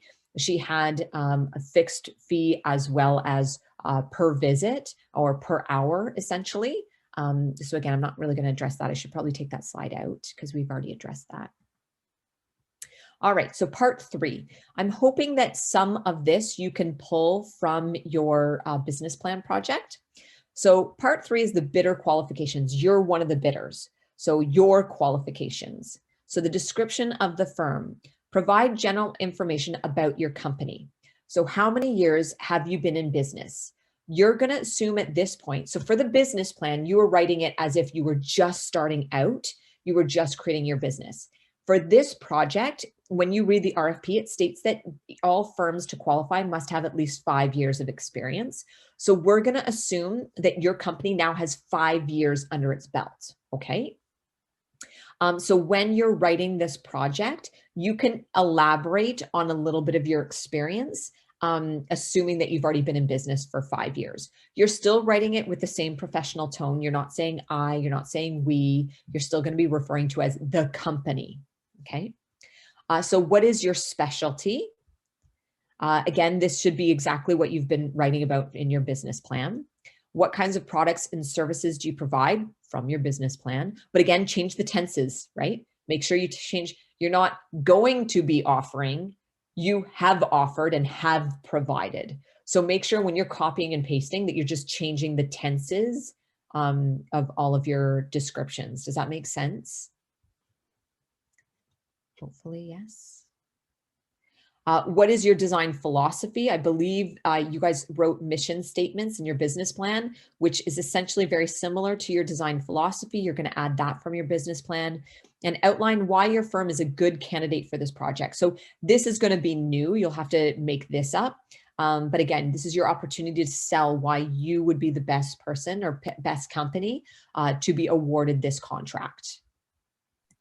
Miranda, does it say in the contract, like, what type of interior design firm they're looking for, or is it just in general an interior design firm? So I actually read those 2 bullet points. It said like interior designer, and then the only thing it specialized was that they knew something about signage and wayfinding. Okay, so it doesn't matter if we're like a firm that specializes in retail or like residential design? I don't believe it specifies in there. But you're going to read the project type and you're going to see that sector and you're going to respond here that why you would be a good candidate for that sector. So like if they're asking for a sector that we are not, like if that makes sense, like do we just say like flat out we will not be a good candidate, but here's my proposal? No. So pretend this is a brand new adventure. This is new venture, and you're like, while the company has focused on high-end residential, and let's just say high-end residential for the past 5 years, we have created a strong client base with strong referrals, strong repeat business. The company is excited to pursue this new sector to add to our portfolio. Like you're going to say that you're excited to to gain this experience, but you're also going to say that all the experience you've had with your past projects is going to you're creating an asset. That experience is an asset to them. Okay. Okay, that's clear. Thank you. Good. No, you're welcome. Yeah, you want to sell yourself. You never want to say, don't pick me. You want to say, pick me. So just assume that this is the first time you're doing this sector. All right, so next is a CV. So it's going to outline your curriculum vitae, which is essentially outlining all of your expertise. So a CV is an elaborate resume that is utilized for professionals such as lawyers, physicians, architects, designers. Academia, we often use CVs quite a bit. We don't use resumes, we use CVs. And I'll show you an example. This is sort of an example of a resume, but I'll show you an example of Sherry's CV. And you'll see it's just a lot more in-depth, a lot more detail. And then I'll show you what topics to cover, okay? So the differences between a resume and a CV is more lengthy, that demonstrates your professional accomplishments and is highly detailed. Typically, it is 5 to 10 pages in length. You are not going to be creating a 5 to 10 page CV. No way. I think I outline it in the next couple of slides. I think I said 3 pages, I think. I'll get there. I think I suggested 3 pages. But when you've been in the business for so many years, you may warrant a 5-page CV. At this stage, I don't want it. Again, I'm not looking for lengthy. I'm looking for concise, thorough analysis and detail, okay? The overall impression that you want to get across is that your achievements are so vast, that your work history and or credentials are so far-reaching that you come off looking rock solid as a candidate for your positions that you will be applying to. So less is not more when it comes to a CV. You don't want to pare it down like resumes. I often say to students, I know I commented on a couple of your resumes in first year. I say, knock it down to a page. Have your strongest work as a page. Now, if you've had a couple of jobs, you might be able to get it onto 2 pages. Maybe you've had a couple of awards throughout the program, 2 pages max, probably for the next couple of years. But then once you start gaining more and more experience, then you can start to elaborate and have them longer. But typically resumes, I say stick to 1 to 2 pages. CVs is when you go into a much longer, detailed description of who you are and what your accomplishments have been. So let's just take a look at Sherry's. So this is Sherry's for one of her RFP submissions. And you can see she's still got her design flair. If you were to ever meet Sherry, I don't know if you guys have met her, but this just screams Sherry. Like she's got such a beautiful style. So here you can see, here's her education, her professional affiliations, industry experience, academic teaching experience, publications, presentations, volunteer work and professional development, community and charity work, awards, and skills and achievement. Okay, so hers is 3.6. Okay, 6 pages. Yeah, for project 4, aim to have 2 to 3 pages per group member. Okay, so if you just want to, I made it even smaller. If you want to just make it 2, then that's perfectly fine. A CV should be provided for each team member that will be working on the project. So if you're a sole proprietor, just have yourself. If you're 3 group members, have one for each of your group members, okay? So while I recognize that typically in this project, you would have a CV for everybody that's working on this project, don't do it for this project, if that makes sense, okay? For this project, I just want a CV for you, for who you are and your peers. You're not gonna make up, like Laura, I'll use you as an example because you said that you were gonna partner with an architect and another engineer, I think. You would not make up a CV for the architect and the engineer, just provide your own CV, okay? So, yeah. sorry, I feel like I keep interrupting you. No, that's okay, no. For our CVs then, like, even for my resume, like I only have 1 page. So if I'm making my CV 2 to 3 pages, like how do we do that? I'll talk about that in 1 minute, okay? I'll Okay. get there. So I just want to finish this point and then Laura, I will address your exact question, okay? So all 3 of you, if you're in a group of 3, you all need to create CVs. These are not resumes. They should look identical in format because you're all representing the same firm. So I'll give you an example.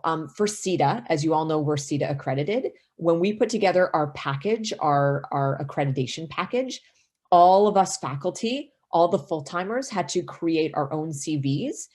So we put everything together and then they were all formatted to look the exact same because we're all representative of the Faculty of Interior Design and sharing this program.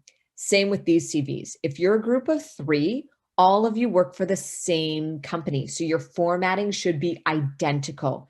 These aren't resumes. These are professional CVs and you represent the company. You're not representing yourself in like this is my design style. This is my design style. This is my design style. No. This is the branding for the entire business. Okay. So the formatting should be identical if you're in a group or a team. Okay.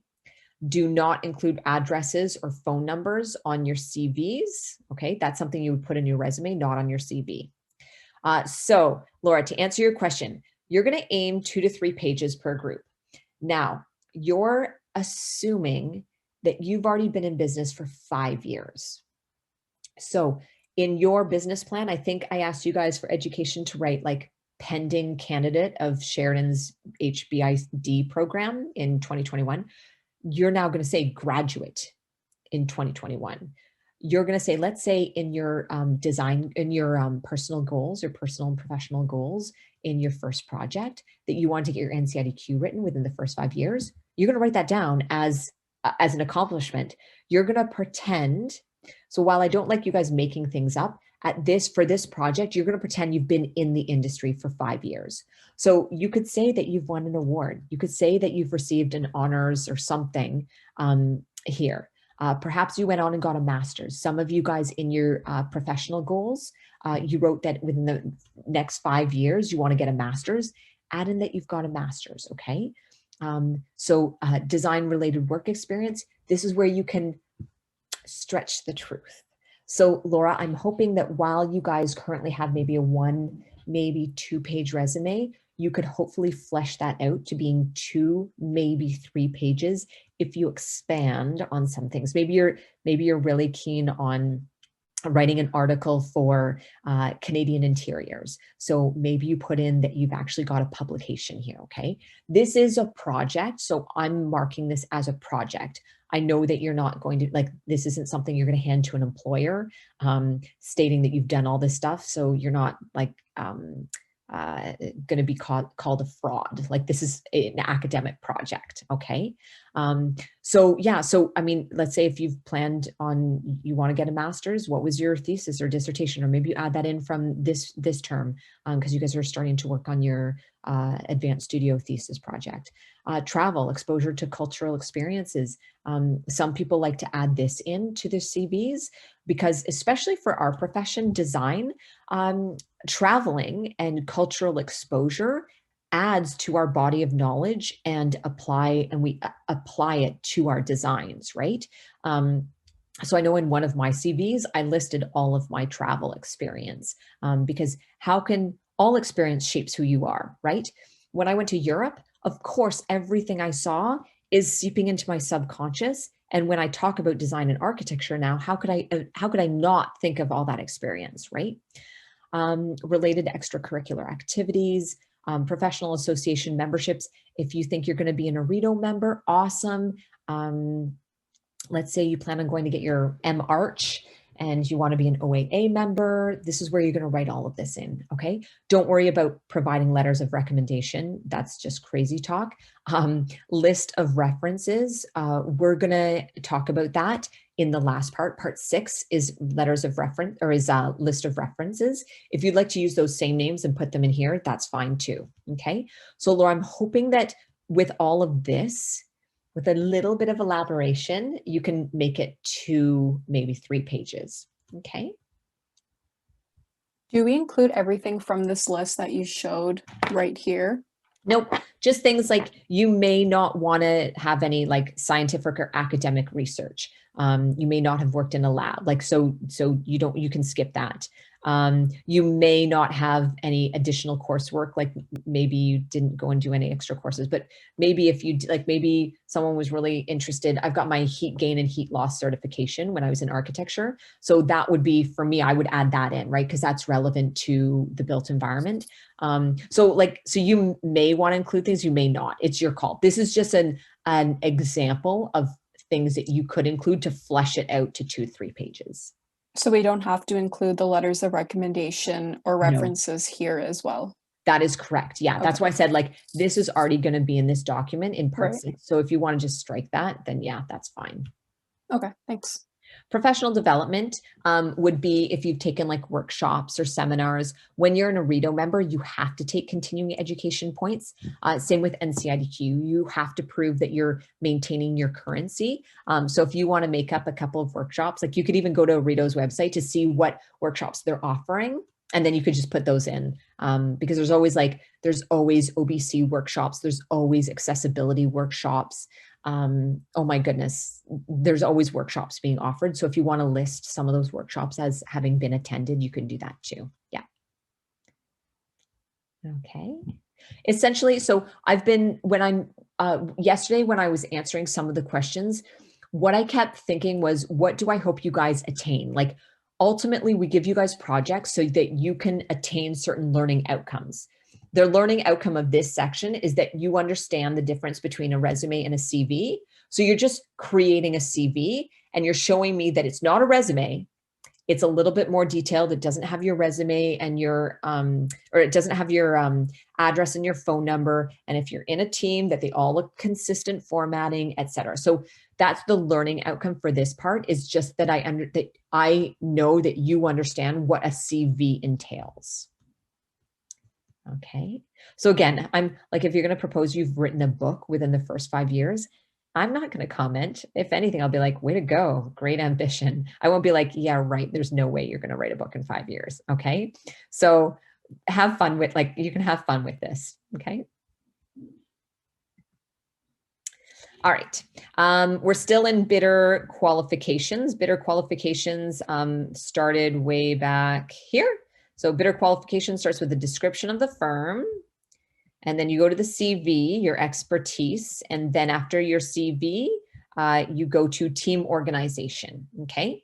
So you're gonna list the name of all team members that will work on the project and what role they will play, okay? You, chances are, if you're a sole proprietor, you will be the principal designer or senior designer. If you are a group of 3 or 2, you're going to list what roles you both play. Maybe one handles the business, maybe one handles the design, doesn't matter. Maybe you both do both, I don't know. But you're going to list exactly what your role is in the firm and what you bring to the firm. Include a small paragraph that summarizes what they bring to the firm. So maybe one's proficient in building code and construction, maybe one's proficient in accessibility standards, maybe one's proficient in wayfinding, et cetera, okay?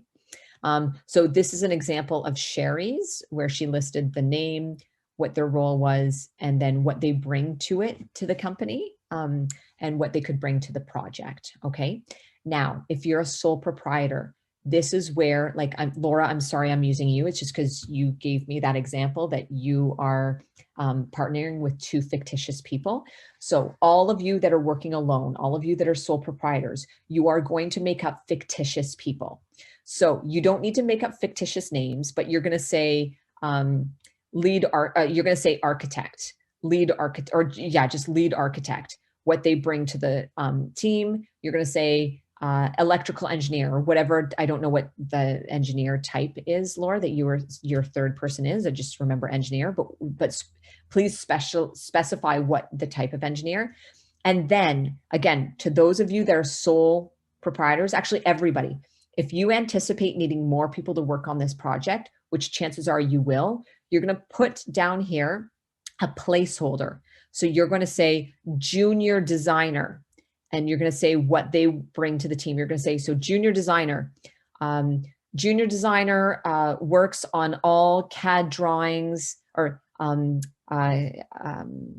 converting site measure ups to CAD drawings, responsible for all redlining of senior designer, responsible for specifying materials and putting together presentation boards. Okay. So you're going to list exactly, even if you don't, even if you're a sole proprietor, you're going to list everybody here that you anticipate hiring for this project. And like I said, you don't need to give a name, but you give the position. Okay. Hope that makes sense. And then you're going to create a contribution matrix. I don't have a contribution matrix. I'm going to ask that you guys create one from scratch. And it indicates each person's responsibilities for each stage of the project. So what I would do is I would have, I told the other section because they were asking about seeing an example. I don't have one. I just went and Googled, and you can see there's tons of different examples. I didn't like any of them. I'm a control freak though. I would want to design my own. What I would do is I would list all the design phases, and then I would have maybe a list of all of the team members, and I put a little X for who is going to be responsible for what phase of the project. Does that make sense? But you can make it look however you want, and just Google it and you'll see there's tons of different examples of contribution matrix. They just want to know who's going to work on each stage, okay? And you might have, if you have a small team, you might have them all working on all of the stages, or you'll have some of them working on some stages. Like the engineers won't be working on pre-design or schematic design or design development. They'll be working on contract documents, right? So yeah. So just create a contribution matrix indicating which person is responsible for which stage of the project. And again, use the stages that's outlined in the RFP. It outlines which stages of the process. Remember on the form of offer or the fee list, it shows all the different phases there. All right. So part 4. So all of that was part 3. Part 4 is project team experience. Typically, for real RFPs, if you were a real firm, this would be seen as your company project gallery. You would include projects that relate to the type of work that you're bidding on and demonstrating a strong design philosophy and firm strength. So let's say you were bidding on a community center. You would most likely show the projects that you've done that most resemble community centers, okay? So that the client can see that you've worked on similar size projects, similar scope of work projects, similar budgets, etc. Okay? Consider putting more than one project on a page with thumbnail photos and a brief description of the work. This is what Sherry had put together, so you can see her client name, the location, the square footage, and what type of project it is. a couple of images, and then a quick description. I'd also put budget just so that your client would know roughly what budget each project was. Remember, this is not a portfolio used for gaining work or school entry. This is just a tiny little snippet of an example of what your firm can do. 3 to 4 pages is sufficient for a project gallery with possibly 3 projects per page. Now, for project 4, okay, so that is what you would normally do for an RFP if you were submitting this in professional practice. For project 4, please include 1 sheet, 3 projects. These are going to be fictitious projects. So you're going to make up a project, make up a location, make up the square footage, make up what type of project it is, maybe make up the budget. I would suggest that it goes in line with your business plan, what you set out to say you were going to do. And then you're going to place placeholders here. You're going to put little like photo that would look like photos, but just put an X in it, or a little, maybe your logo goes in it or something, okay, as placeholders. Because I was trying to decide, in the past, the faculty member asked them to just take projects from other companies. So they had like HOK projects and Gensler projects and Stantec projects. But then I'm like, what happens if like you, I don't know, for some reason want to show this project to an employer and they're like, that's not your work, that's HOK's work. So I didn't want you to take projects that were not yours. So what we thought to do, and I was like, you could put your student projects in there, but you've only done like 1 retail, 1 hospitality, 1 healthcare, 1 corp.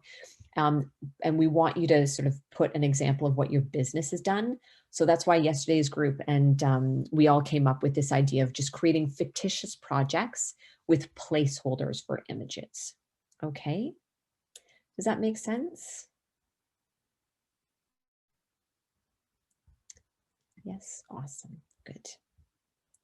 Oh, sorry, I just realized, Brian, I missed. Can we say graduate of 2021, even though the project is due? Yeah, that's totally fine. Yeah, I know it's confusing. Just say that, yes, you're graduating in 2021, even though the project's due in 20, you're right, the timelines do not line up at all, but this is a fictitious project. So thanks for keeping me honest, Brian.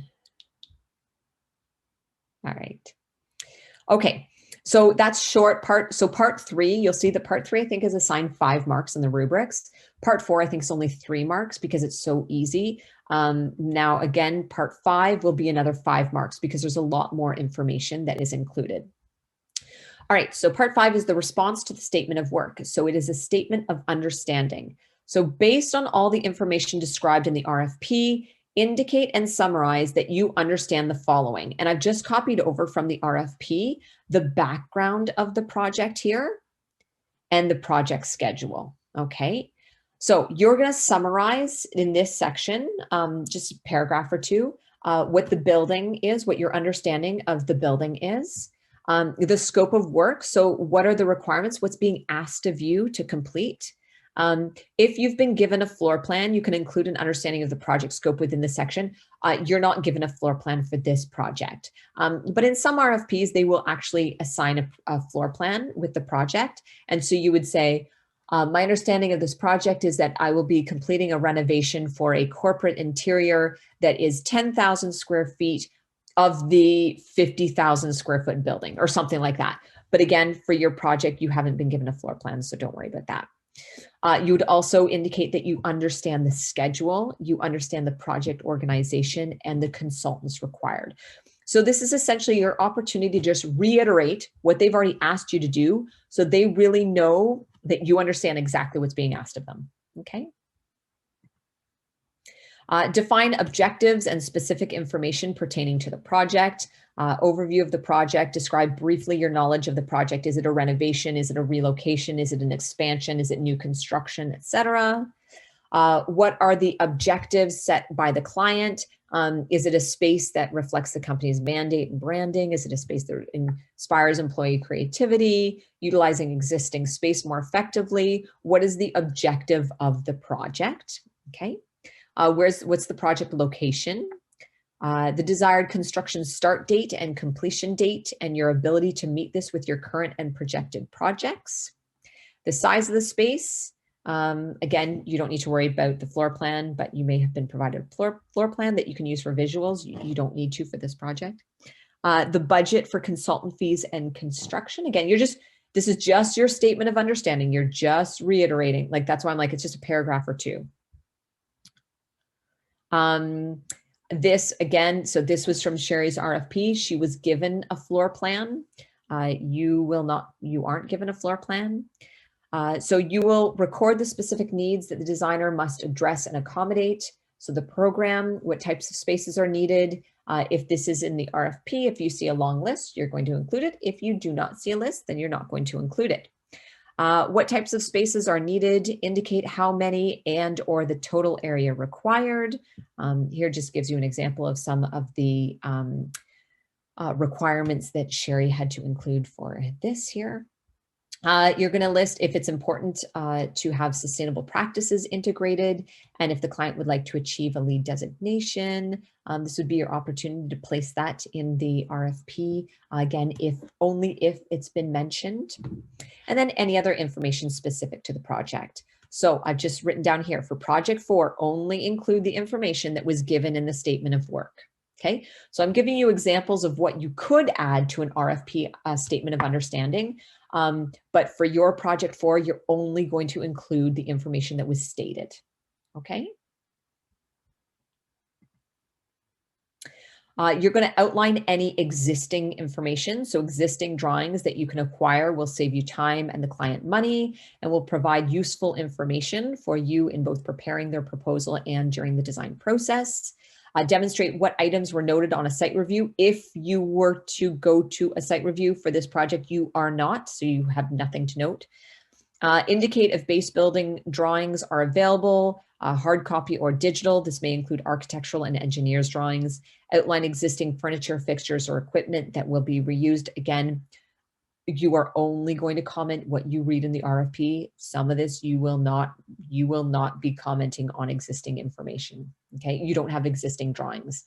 I did not provide you with an existing drawing. For project 4, indicate if you plan on locating existing drawings from the planning department, and or if you will be conducting site inspections to create as-built drawings, because you haven't been given drawings. All right. So then you're going to, so that was a statement of understanding for the project. Now this is the acknowledgement of the scope of work. What are they asking you to do? Refer to the statement of work and reiterate your understanding of exactly what is expected of you and what you will provide in your own words. Elaborate and organize under each design phase heading. This will justify your fee. Here, this is just an example, so don't use this. This is just an example, okay? Typical scope of work includes the following phases: programming, schematic design, design development, contract documents, project tender, project administration, FF&E, furniture and fitting and equipment procurement. But for project 4, you're going to use the exact same phases requested in the RFP. This is an example of Sherry's scope of work. So she lists exactly what is included when she says client meetings, exactly what's included for site visits, exactly what's included in schematic design, exactly what's included in concepts and finishes, furniture renderings. Next stage or next subsection of part 5 is methodology. Excuse me, in one paragraph, summarize the following. How is your firm going to approach this project? What is the design approach? Think about decision-making and correspondence with the city. Are you going to be applying for the permits, or is the client going to be applying for the permits? Who's going to be answering questions from the city? How are you going to make them feel comfortable that you are the right person for the job? And again, you can't answer this until you review the RFP document. The next subsection for part 5 is project schedule. There are many ways to present a schedule. The most common way to present a schedule is using a Gantt chart. Again, this may be on the NCIDQ exams. Gantt charts look very similar to this, okay? So they indicate the tasks and the timelines. And then they have bars that run across when each task is going to occur. For those of you that have the Microsoft Office suite, Microsoft Office suite, or the package, there is a Microsoft product called Microsoft Project. And it's a software that specializes in creating these Gantt charts. Super easy to add tasks, add timeframes, and then you say when each task is due and it puts the bar in, and then you can move the bar. It's very, very cool. If you don't have Microsoft Project, don't worry, you can create it using Word table or Excel. Here you can see this is not a Microsoft Project Gantt chart. This is something that Sherry created. So you can easily create a Gantt chart just from any other software, okay? Good. Refer to the statement of work, section 2.0 for the proposed initial timelines. So again, I put the schedule in there with months and the year. You can put specific weeks, okay? This is, and you can make it up. I don't care what it is. Just make it up, make it look like it makes sense. Like pre-design occurs before schematic design, and then design development, and then contract documents. Like just make sure that it flows nicely and realistically. All right, references. We're almost done here, guys. Part 6 is the last part for your RFP response, and you're going to include references that are the most relevant to the project that the RFP is for. So similar projects type, size, scope of work, etc.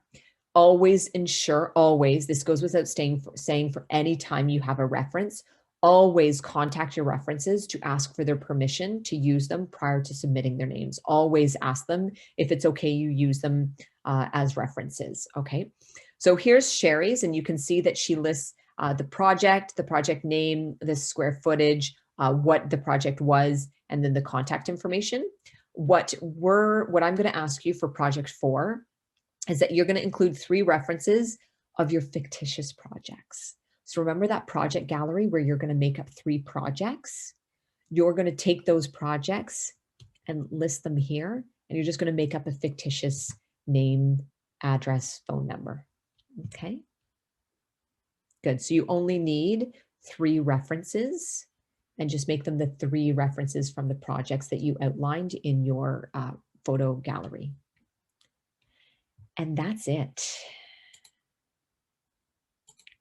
Are there any questions now that we've gone over this monstrosity? I'm hoping that it's like your business plan, that as you get into it, things will become more clear. I'm hoping. And there's quite a few parts where you're taking from your business plan project and taking from the RFP document. So hopefully it won't be terribly daunting. Are there any questions?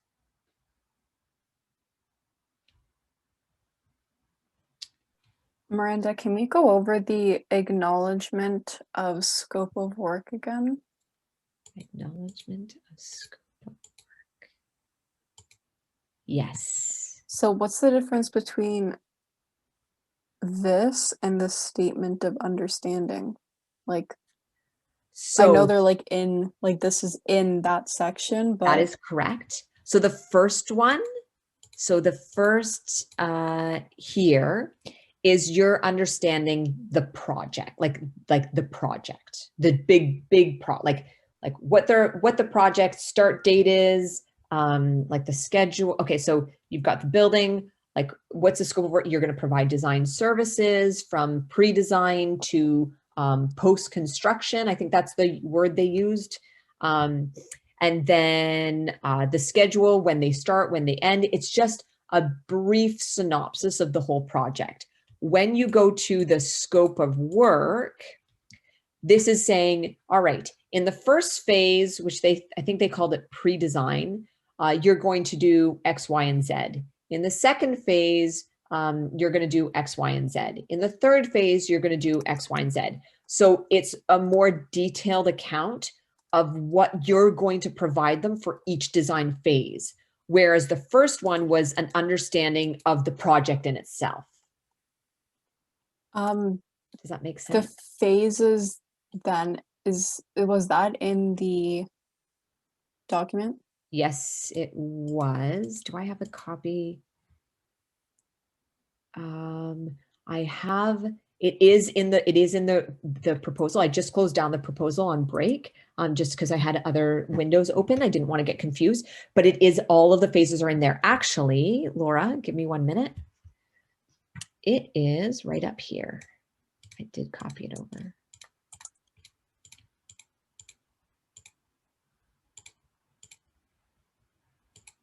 Here.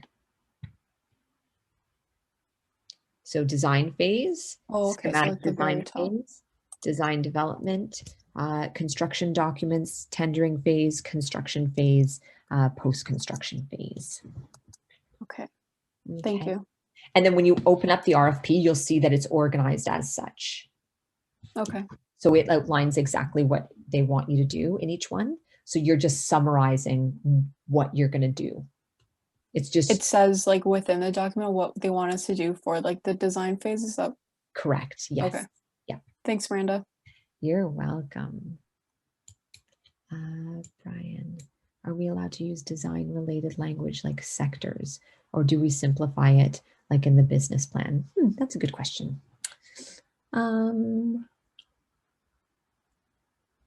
You could use the term sector, like I'm going to use the example like Laura, like let's say she just did all residential and she doesn't have experience in this sector. You could say, while the firm's past experience has been in high-end residential, the firm is looking forward to expanding its repertoire in other sectors, such as commercial, as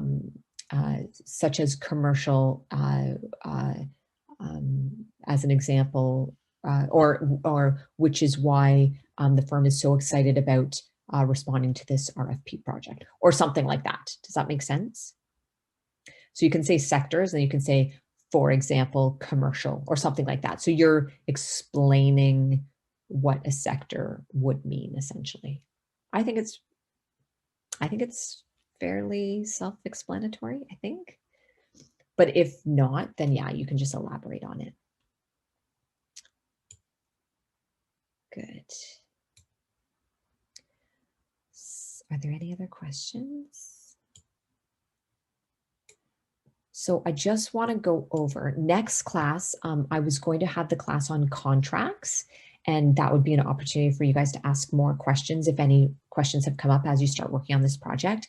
However, Maggie, who teaches PP1, Professional Practices 1 to the 3rd years, has set up a day of guest speakers, and she's invited all of us to attend.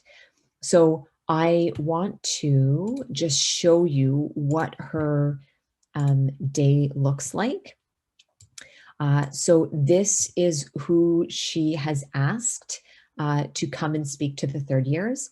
And when we actually, her and I talked about this back in August about doing some shared guest speakers between both groups. I've been slammed, and she obviously took the ball on this, which is so not like me. Normally I like take charge and do this. It just slipped my radar because I've been reworking all of these lectures from scratch. So she started this, put it together. She sent me an email and I'm like, oh my gosh, yes, let's do this, because I really think you guys would benefit from hearing the following speakers. So at 11:30, this is next Wednesday. So I'm going to suggest that we cancel class next Thursday and that you guys attend this class on Wednesday. So it'll be all the 3rd years, and hopefully it'll be all the 4th years, okay? So at 11:30, she has Annie Bergeron, which is a design director and principal from Gensler, coming in to speak about commercial design. And she's going to be speaking for half an hour. And then at 12 o'clock, Joe Alcorn from Alcorn Home is going to come and speak about the residential design sector. Then we're going to have a 15-minute break. And then we're going to come back at 12:45, and we're going to have Joni Vallon and Lisa Savone from GH&A Design Studios, who are going to speak about retail and hospitality design. And then at the very end of the day at 1:15, we're going to have a couple of our recent Sheridan grads. Actually, Marae graduated, oh my gosh, I think I taught her when I first started teaching at Sheridan 15 years ago. So she's actually been out in the workforce for quite a while. She's a sweetheart, such an enthusiastic student. I always remember my students. Like, you guys are ingrained in my hearts and my minds forever. But Marae was one of those like overly outgoing students. So I remember how she speaks. I remember how she dresses. I remember like everything about her. She's very, very fun, very fun. So she's probably been out in the workforce, I'm assuming like 10 years now, and must be, if not more.